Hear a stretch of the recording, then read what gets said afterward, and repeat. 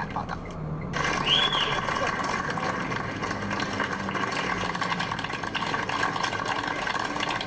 这原来应该是个值得全英国人全民庆祝的重要生日。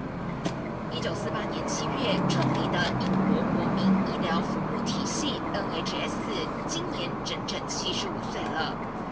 可惜插在蛋糕上的不是75根蜡烛，而是另一个数字。Everyone's obvious to see me that I should have been seen every 8 months, and I haven't been seen in 2 years. Verosa has multiple conditions. Treatment for all of them is delayed. She's just one of 7.5 million people in England now on a waiting list for hospital treatment, the highest number since records began. NHS 成立75周年纪念，迎来的不是750万人的鼓掌感谢，而是英格兰750万人等待就医的长龙。750万人，这个再次破纪录的数字，是8月10日所有英国媒体的头条。When you unpick the numbers and drill down, the details are more worrying, say health experts, because these delays are not minor. In more than 380,000 cases, patients were waiting more than a year to start their treatment. Only 59% of people started their treatment within 62 days of an urgent referral from a GP. 750万人的等待，数字庞大到难以想象。冰冷的数据之下，是一个个忍受病痛煎熬的血肉之躯。There are days where I can't get dressed because I'm in too much pain. My day-to-day life is really hard. 他是一名慢性疾病患者，但是如果情况心急呢？ If right now 100 people went to see their GP and the GP said, I'm referring you urgently for treatment, 2 months from now, 41 of them would still be sat at home, worrying, waiting for their treatment to start. 在 NHS 成立75周年前夕，今年6月底出炉的一份报告，把英国与其他19个已开发国家进行了比较。报告显示，在可治愈疾病的死亡率方面，英国竟然排名倒数第2，只有美国表现更差，而澳大利亚、日本和法国都为前茅。Are there people right now dying because of delays in their treatment? Absolutely. 这是另一个更令人胆战心惊的数字。有多少人撑不过这个漫长的等待？有些推迟会延长痛苦，有些则会导致寿命缩短。同一份报告揭露，在中风方面，20个国家里，英国在入院后30天的死亡率最高。Today's numbers are an absolute disaster. Are you surprised by them? No, not at all. This has been getting worse and worse and worse. Over the years, we've been shouting about it. No big surprise. But for patients, this is an absolute disaster. 4 in 10 people with cancer are not getting their treatment on time. And we know that for every 4 weeks delay in treatment, you can have an up to 10% increase in death rate. Thousands of patients are going to die unnecessarily unless we get this right. And there is no signs that it's going to get right at all. 真正的症结所在是同一份报告指出，英国与其他19个国家相比，全国人均的护士和医生人数不但敬陪末座，而且少得惊人。在扫描和核磁共振等仪器的数量上，英国排名再次垫底，每100万人仅拥有16.1台，而日本为166.7台。英国医院的普通病床床位数量每1000名居民只有2.5张。Let's be clear, the waiting list isn't 7.5 million because of strikes. But you are making it worse, aren't you? So I think you said yourself at the start of the programme, Christian, there's several factors leading into this waiting list, and the number one thing to look at is the time it's been over. The waiting list has been going up and up and up for years, and that's because of a chronic underfunding and understaffing of the NHS. Even before COVID, we had the best part of 5 million on waiting lists. 8月底 ，NHS 将再度面临医护人员的罢工，750万人的等待记录恐怕很快就会被打破。医护人员面临着更巨大的工作和精神压力，而任何罢工行动将继续推迟看热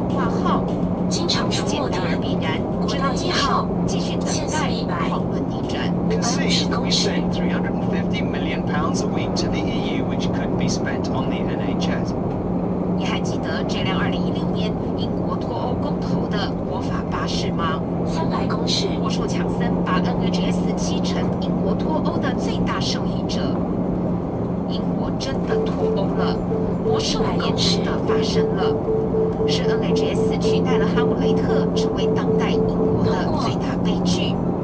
750万英国人忍受病痛煎熬的工业悲剧。更可怕的是，这个悲剧离台湾并不遥远。台湾同样面临大批护士的离职潮，而这些身心俱疲的台湾护士，他们甚至没有在疫情期间接受过任何650公尺。谢谢各位收看今天文件的时间把文件的时间财经周报，我们下礼拜见。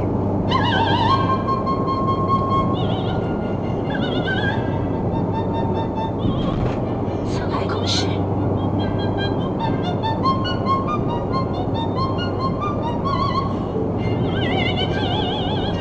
100公尺。通过。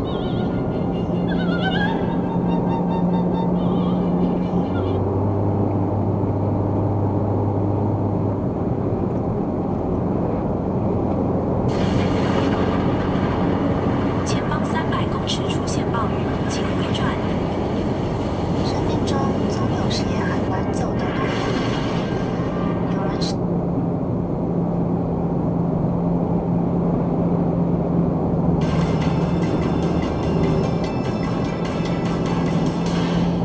放心，风铃少女在台湾开出红牌，竟然在马来西亚、在新加坡都非常受欢迎，这可以感觉到说明大家其实相信他里面所说的，也真的相信说他这个角色有处理的能力，你自己有很多同理的经验。但你讲说最可怕的感觉就是，当你被邪灵附身，当你被邪灵占领你家的时候，那麻烦就大了。我跟你讲，8年半前你告诉我同龄少女不会嗤之以鼻，但是经过了8年半之进场出后，没点，原来国道1号越来越像你限速100占据你的家150公尺。邪灵附身，好，我跟你讲我的经验，你知道关天师他是很灵的好，我在回电视。他有一天到我们家，门一打开， 400公尺。他说马老师去买一支新的扫把来，我就去银行买个新的扫把，他拿了扫把100公尺。他就在我房间里啊，就一直甩，一直甩，一直甩，等到一边唱歌，然后最后啪甩完了后，就到阳台，说马老师拿根绳子来，绳子他就把绳子给他，他就把这一根扫插到我们家阳台，用绳子绑起来，从今开始不准动了。我说电视我家是不是有不干净东西？我不会告诉你你家有不干净东西，但是我可以告诉你，现在你家里是干净的。那扫把呢？还在这边？扫把就绑在上面，什么？扫把还绑在你家里面？至少这2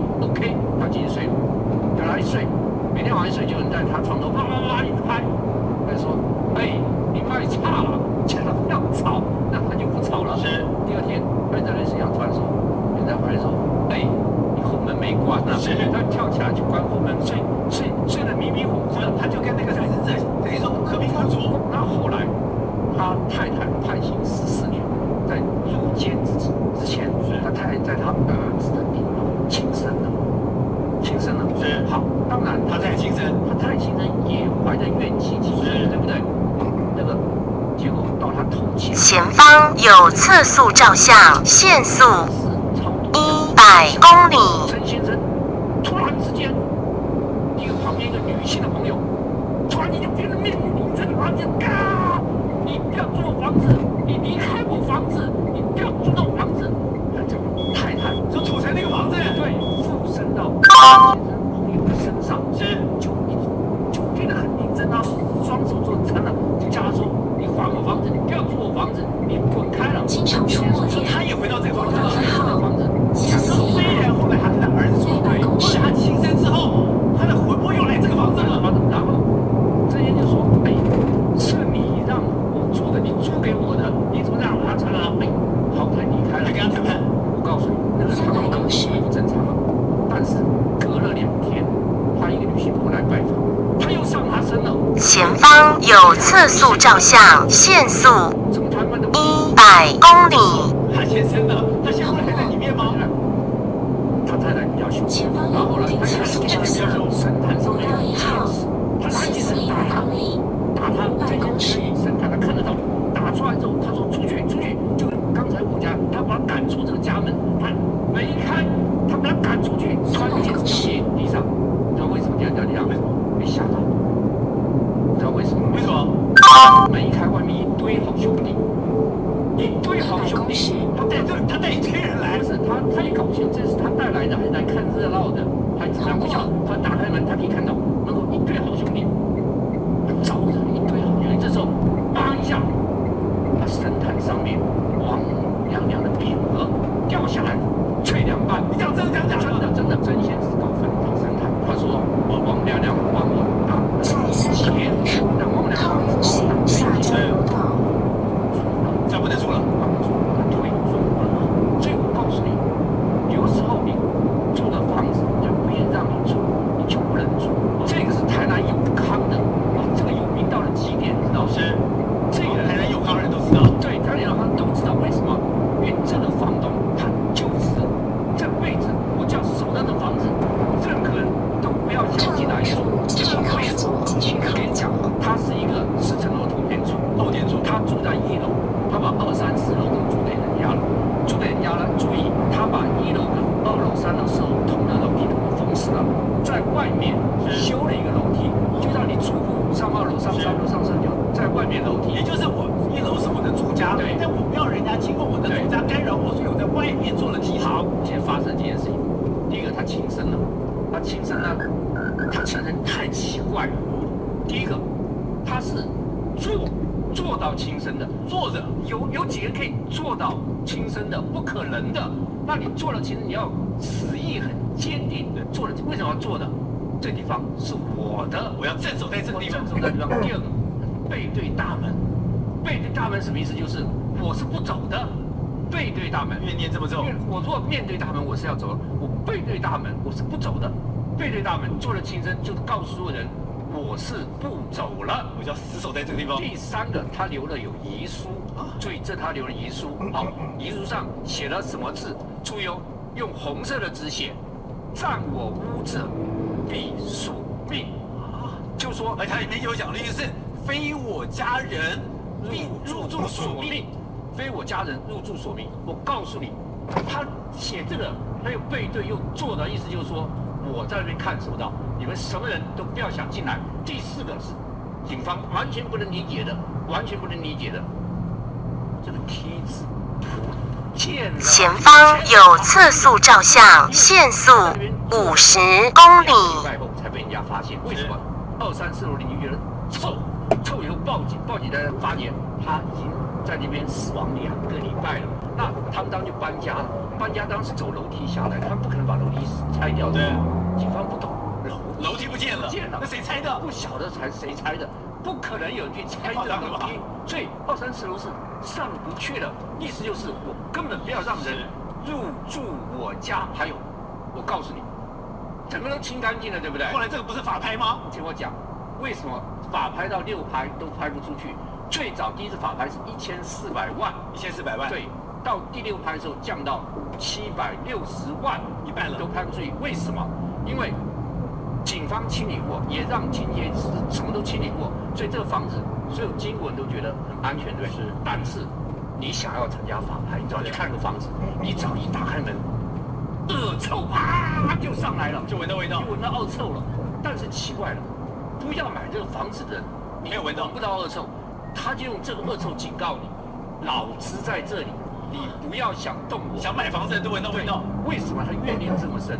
因为有人骗了他的钱，骗了他钱让他房贷交不出来，连水电都付不出来，人家要法拍他的房子，他干脆就在里面亲身护卫自己的房子。啊，学刚刚讲到的，当恶灵再去某个地方的话，那真的很难处理吗？还有就是刚刚讲到的，地上、墙上有很多你不知道的东西，不要随便乱碰。其实有些地方啊，你只要长期见不到太阳的，没有照到日光的话，这个地方绝阴的。尤其是发生过一些意外的地方哦，那有可能就是成为一个结界这样的。结界。对，那其实台北有几个隧道很有名哦，以前常常就像辛亥隧道，你常常进去就会鬼打墙嘛，对不对？因为这个地方大家也知道都是夜总会啊。是。那包括台北的自强隧道。自强隧道。对，因为它长期，你看自强隧道进去之后，它有分南北两边的车道，那中间有一些引道嘛，对不对哈？那之前就曾经有发生过一起车祸，就是有人在里面被撞死之后啊，那个人竟然弹到那个中间那个引道里面。那所以后来大家不知道，以为那个只是一般的车祸。那可是后来就有一堆大学生在附近的大学生就发生了一个很奇怪的事情。他们有一天啊，就大家就在玩嘛，对不对？玩了之后就很累，因为夏天的时候很累。那傍晚那时候8点多7、8点呐，就在说，大家猜拳，因为太累了，就是猜拳，大家想吃冰，就派一个代表过去那边买某一家有名的冰店去买冰来给大家吃啊。就猜拳输了那个人就派他去，可是去了很久，从天还没黑一直等到天黑了啊，奇怪，记得同学在那边等啊，所以他们一堆人就想说，那我们也过去看他。有一批人在走到过去，看到中间那个涵洞引道，就喊说，那边怎么好像有个人蹲在那边，蹲坐在那边，就觉得很奇怪啊。那大家就走过去看的时候，真的有人蹲坐在那里。那大家就喊他说，你怎么？对，就在那个涵洞里面的中间那个引道嘛。你怎么坐在这边？那个人几乎仿佛都没有听到他们在喊叫啊。因为那个灯光实在是太暗，所以有人有个同学就过去比较大胆的就去推他一下，说这样一推，哪知道那个人就倒在地上，而且隐隐约约好像他一倒下去之后，地上就流出一滩那种液体出来。那所有人都吓死了，说到底是什么物件？就开始大家一堆人就开始喊了，说因为直觉告诉他说这个人应该就是死掉了的，所以一堆同学就开始跑啊，然后跑出来，就突然间跑到一半的时候，后面就有人喊他们了，就说你们在跑什么？他说原来就是刚才那个买冰那个同学。他听到他们一堆人在叫喊的时候，他说发生什么事情，就跟着他们后面跑。后来跑过来一追他，他们就跟他讲说，那涵洞里面有人。他说别乱讲，我在为涵洞行，一个人也没看到，哪有人？他们说真的不信啊，我们那么多人看到，不信回去看。就大家那小朋友、大学生就鼓起勇气，一堆人又走回去现场，去看的时候哪有什么人，根本没有人呐。那突然间有个人想到说，他身上带那个迷你的小电脑，手电筒，打开来看的时候，真的照波浪啊闹浪啊，可是他们在地上看到一个好像剪纸，有没有？你剪的一个人形的东西一样，他们就把它捡起来一看说，果然上面粘的好像什么立体的东西耶。他们就想说对，就像那种名字剪成人形，他们就想说这一张纸，这个纸怎么会变人？所以一堆男生就在那边嘻嘻哈哈，就开始带回去做纪念给你每个人就传来传去，丢来丢去之后，他们也不以为意啊，就把那个纸丢在地上就回去了。可是慢慢的之后，1个礼拜之后就开始发生事情。发生事？那一天在一群同学里面啊，突然有一天有一个同学失踪了，他在士林地区租房子，可是好几天没有去学校，大家都觉得很奇怪啊，奇怪你在弄过来好，怎么联络都联络不到。后来才发现说，原来这个小朋友他竟然跑去顶楼，坠楼在后面的那个防火巷里面。怎么会这样子？人就栽在那个水沟里面，很久大家都没有发现啊。查到之后尸臭味出来，人家发现他已经栽死在这边了。那以为这是刚开始第一件事情，以为是意外。过了1个礼拜之后，又第2位同学，也是好几天没来上课，他好像很奇怪，他很紧张，他失踪了，小孩子失踪，开始找。过了几天之后，竟然在阳明山后山那个马槽那个地方，那个花艺村那里，竟然有一个人，就是那个摩托车骑摩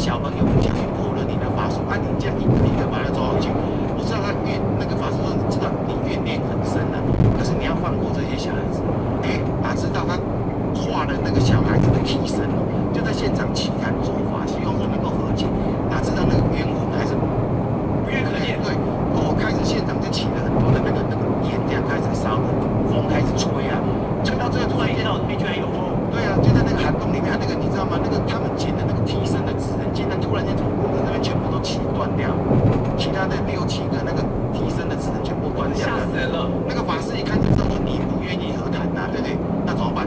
只好用法术跟他斗啊。那时候拿起了他的狮刀跟七星剑，刚开始砍自己的手，跟他以血运法。那是道教里面最高深的法术，就用自己的血跟他斗。那可是因为他可能那个法师一动之后，对方鬼魂也知道不好处理了哦，所以就起了一阵狂风之后，竟然那个风就慢慢的沉积下来了。那后来你知道吗？那个法师就跟他讲说，我再跟你讲，你冤有头债有主，该去找你应该报仇的人。对，那这些小朋友就放过他们吧。后来这些小朋友后来就没有再出事哦。可是1个多月之后，你知道吗？怎么样？竟然有一条消息，就是在自强隧道外面那个芝山路上面那个大马路上，对，竟然发生一起很奇怪的车祸。不要奇怪车祸，一台车上4个人酒驾，你知道？他竟然冲撞中间的分隔岛，车子弹出去之后，竟然被2辆大卡车从中间就这样夹击，你知道吗？夹在车上4个人全部当场死亡。这个就是对，那大家其实大家心里不难，可是这些小朋友心知肚明，应该就是那个找到了对象来报复。好，胡小老师，我们知道有很多的地真的是不干净，真的是不平静，一定要经过处理才有办法使用哦。在台南地方法院旁边呢有一块建地，那建商呢他当初买了这块地之后要盖，就要整地的，光是整地的时候就出了很多问题，比如说怪手去到那边来就不会动，怪手不会动。对，那不然就是说，他请了那个整地的那个师傅要去把它怎样都就是完全都所有机器类的东西完全都不会动就对了。然后他们就觉得很奇怪，为什么会这样？就请人家来看，然后人家看有一些老师就说这个我都出力啦，因为修麻烦一样。找了老师来看有用。然后他们就去找到一个就是我们台中中台禅寺维觉和尚的一个师兄，是维觉和尚他就是在那个维利和尚，他就是在不动寺那里然后他是一个比较低调，可是他所修的就是完全就是在修在收这些鬼魂这一方面的事情。那他请了维利和尚去的时候呢，维利和尚在那边看了一下，他就说，因为这里面呢太多以前是一个市场，所以有很多的那个比较厉鬼啦都占据在这个地方，不让人家去开发。所以怪手下去都会坏掉，工具都坏掉，对，手招。对，那当然就是由维利和尚来处理这件事情嘛。然后他就说要把这块地的建地掘土30公分起来，就是30公分的地土都不能用，要把它掘起来，表面的3公分挖掉，对，挖掉。然后他就在旁边开一个很大的坛，然后跟这些所有的厉鬼啦，或者是冤魂啦什么，跟他们做一个谈判。然后这个维利和尚他因为他的功力非常的高强，当然就把这件事情给讲好了。像真的以前讲的掘地30是真的，对，要把30公分的土拿掉，再补新的土，对，一定要才干净了。那这个新的土呢，是由维利和尚他重新再做过的土，然后再把它盖回去。那在这个掘土，还有刚刚忘了讲说，为什么掘土30公分呢？是要让它见阳光，让它就是在阳光下曝晒1个礼拜这样子，然后再做法事，然后再把不是原本的土，新的土再把它盖上去这样。好，那袁老师，你之前也有很多这种非常神奇的经验，因为你也可以看到这些东西。是那个有一个年轻人就是他读高中，然后骑摩托车跟摩托车相撞，在巷子口相撞，然后一撞了之后呢，没有怎么样，就是叫119把他送到医院去。但是呢，那个年轻人呢，到医院的时候呢，怎么检查都没有任何毛病，但是他只是就是昏睡，那要不醒来就是跟他妈妈讲说我在哪里，然后就躺下去，我出了什么事再躺下去这样子，他妈就觉得说，这个问题不对了。说检查不出有什么问题，没有什么大的伤害，没有，是一直昏睡。对，然后所以那个人妈妈呢，因为他在事，我就赶快跑来找我，那问我说这要怎么处理？我说我就赶快把他拉着，戒指拿着，香拿着，什么赶快就赶到现场去。然后我们到现场的时候呢，就要由他母亲前方有测速照相，限速60公里。靠右行向右转，很大声的叫，然后我在旁边呢就祈求土地公，就祈求土地公赶快去寻找这个孩子啊，出生年月日啊什么，赶快去把这个孩子给寻找回来。那过没多久呢，我就远远的看着土地公，然后旁边就跟着一个女人，然后带着那个小孩子回来。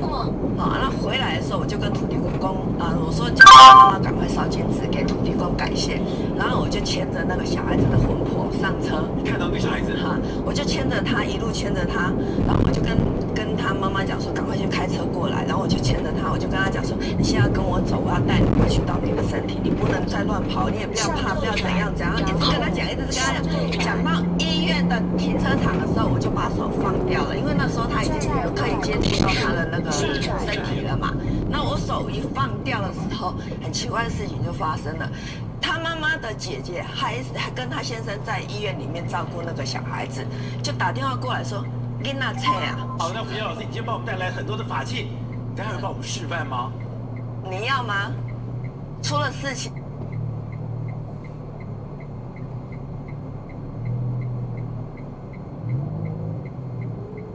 前方有固定测速照相，科技执法路段100公尺，然后向右转。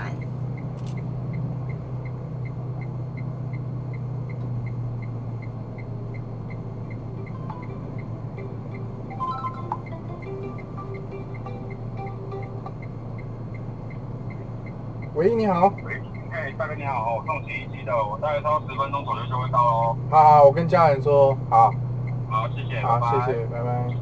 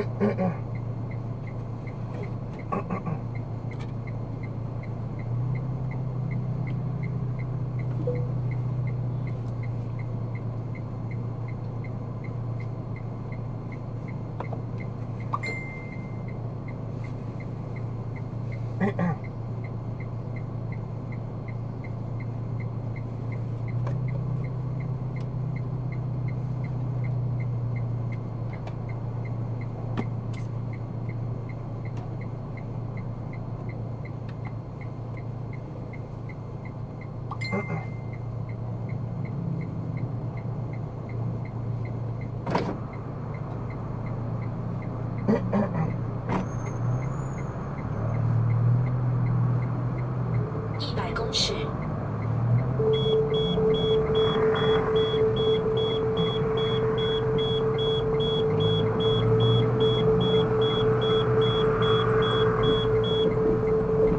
50公尺。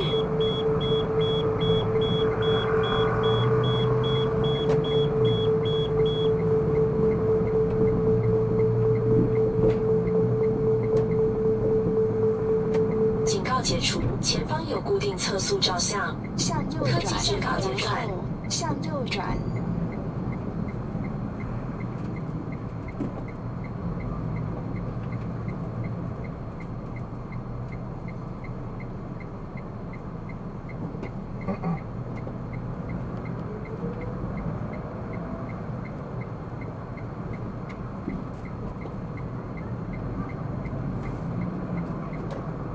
在600公尺处向左转。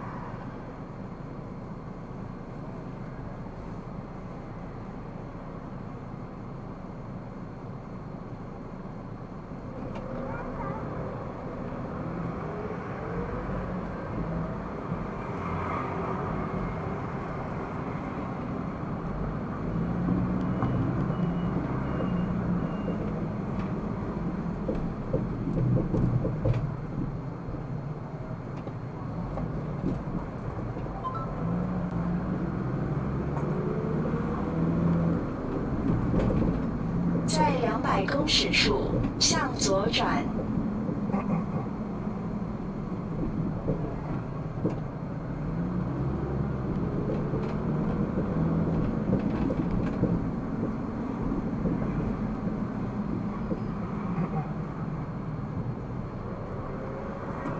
向左转，向左转。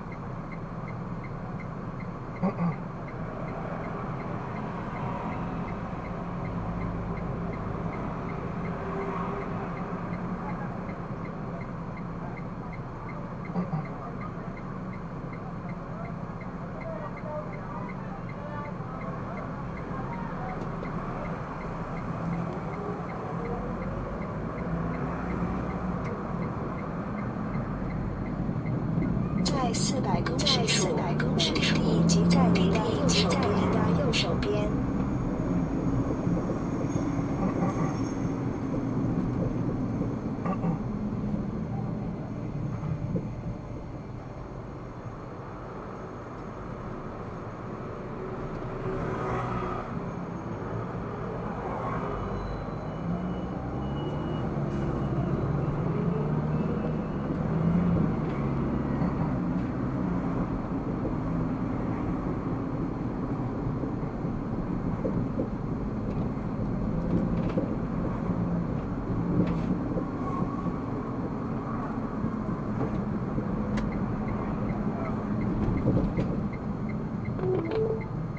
目的地在您的右手边。